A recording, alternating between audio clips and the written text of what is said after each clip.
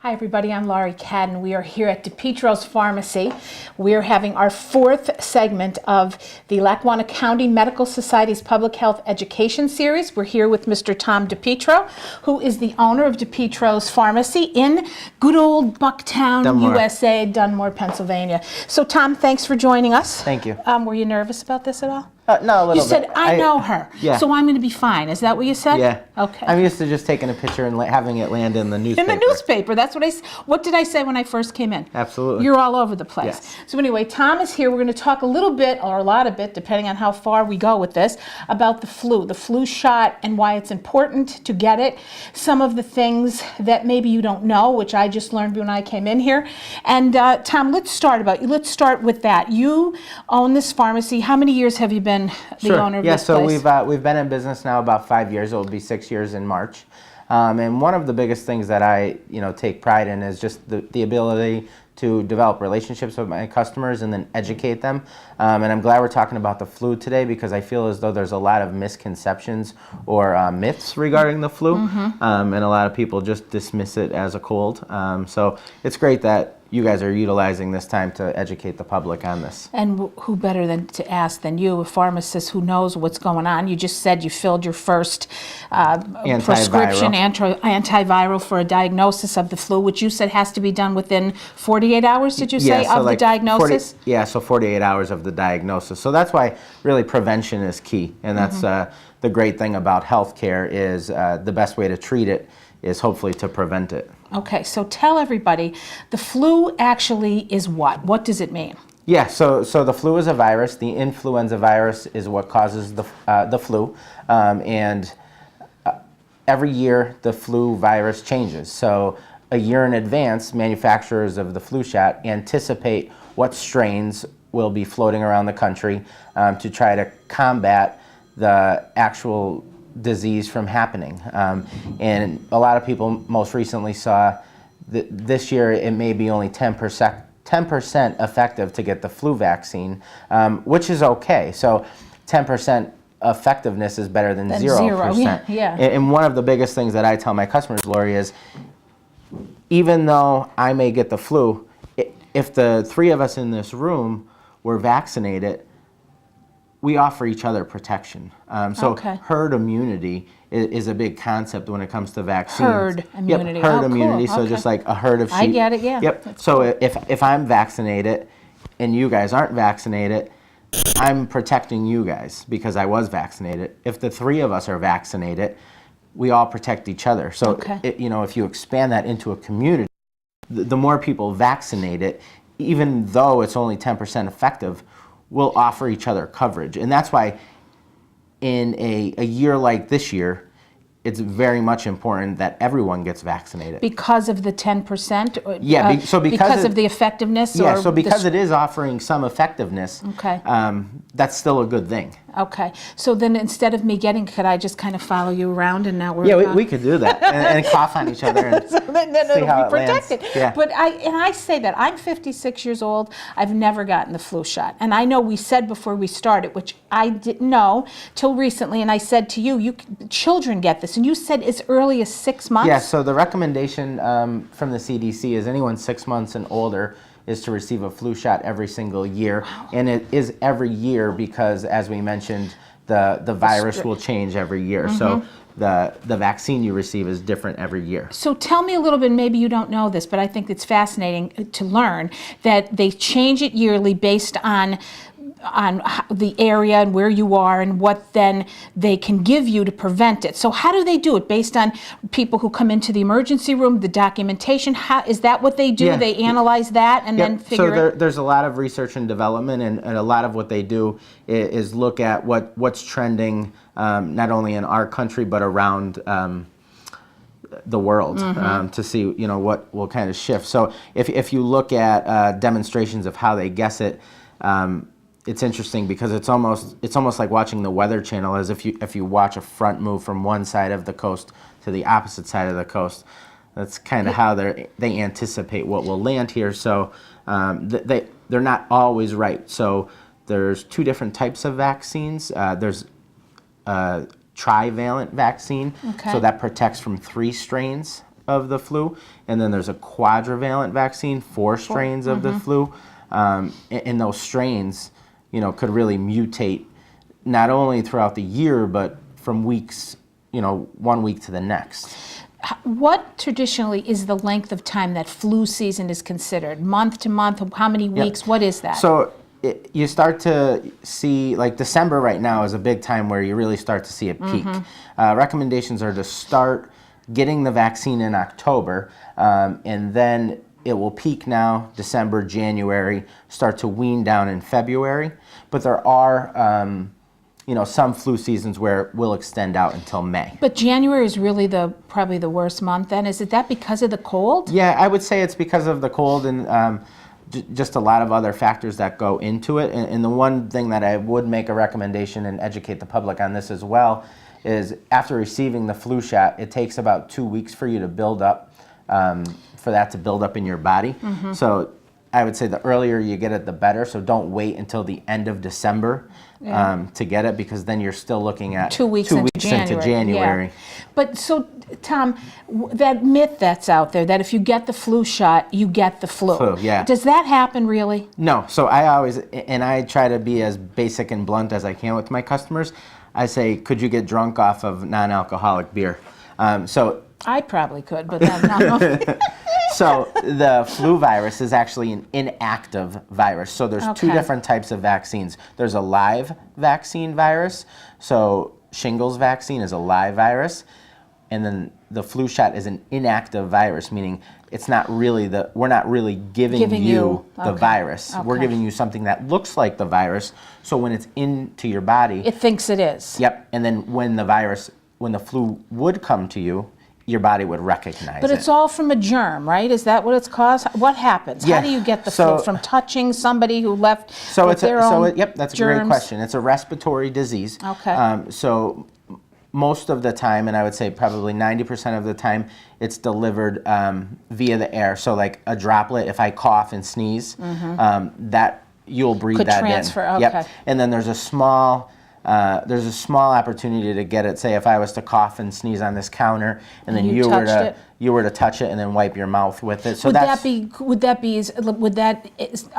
that part that, like if you sneezed in how long would that be active that you could do that, or would it just linger? And that's less likely. So that's less likely. So it's more the airborne. It's more the airborne, and that's why it's so important. Like even now, if you're at at work and you see somebody's coughing or somebody's really not feeling that well. Yeah, stay away from them. So that's the best thing that we say is, look, if you really are sick, stay home. And then tell everybody what are the symptoms of the flu? Because I know when I was a kid, we used to call the flu when we were home vomiting and sick to our stomach and a 24-hour kind of virus. Yes. That is not the flu. Yes. However, I was reading in the paper the other day some symptoms, and then at the end it said you can have vomiting associated with the flu. So could you give the actual symptoms of what the flu is? And that's a great question. And the one thing that you kind of hit on, Lori, is a lot of people they might just have a cold and say, oh, I have the flu. And then some people might actually have the flu and think that they just have a cold. Right. So like aches, pains, muscle soreness, those are all synonymous of not only the flu, but the common cold. Stuffy nose, runny nose, headache. So one of the big differentiating factors is if you have a fever, most likely you have the flu. Okay. So it's very hard to tell the difference between the flu and the common cold. So that's why it's so important to listen to your body, and if you're not feeling well. And we're getting better, because wouldn't a cold kind of ease up after so many days, where the flu kind of continues to get worse if it's not treated? And the interesting thing about the flu is before we even notice symptoms, so I may have the flu, and then it will take about 3 to 4 days for me to even experience symptoms. Oh, wow. Yeah. Ooh. So is that when you're most contagious then, during that sort of incubation period, or is it when it's an active? No. So or is it all? Yeah, it's all. So a lot of people will think, okay, I got my flu shot. So that's another reason why that big myth exists. Okay. So if I got the flu shot today, right?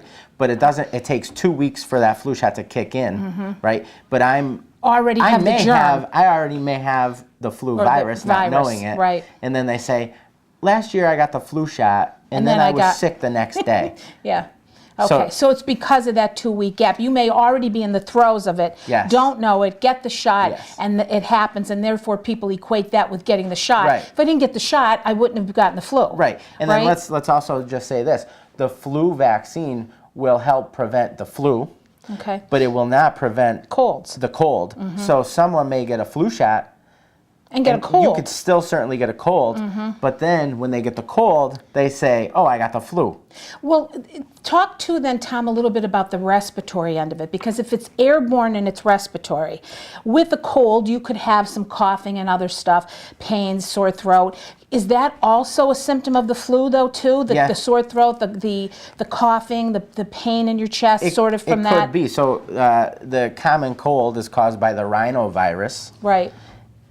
So, and they're both respiratory diseases. Yeah. And that's why it's so very important, especially To know the difference. To know the difference and to just take action. So not to just dismiss it. I mean, especially, so people with chronic lung disorders like asthma or COPD, heart conditions, pregnant women, I would highly encourage you to get the flu shot. And like I said, I try to educate my customers to the best of my ability, and it's their decision. If they don't want to get it, we don't throw it on anybody, but as long as you have all of the facts, I believe that's the best way you can make a judgment. But you are asked, and I know that pharmacists are asked a lot of questions that they do ask their physicians, because here you are getting a prescription by your physician, you're coming to the pharmacist, and you're relying on them to aid you further in the decision, like, my doctor wants me to take this, should I take it? So let's talk a little bit, Tom, if we could. You said there's an antiviral medicine that someone could take if they're diagnosed within the 48 hours.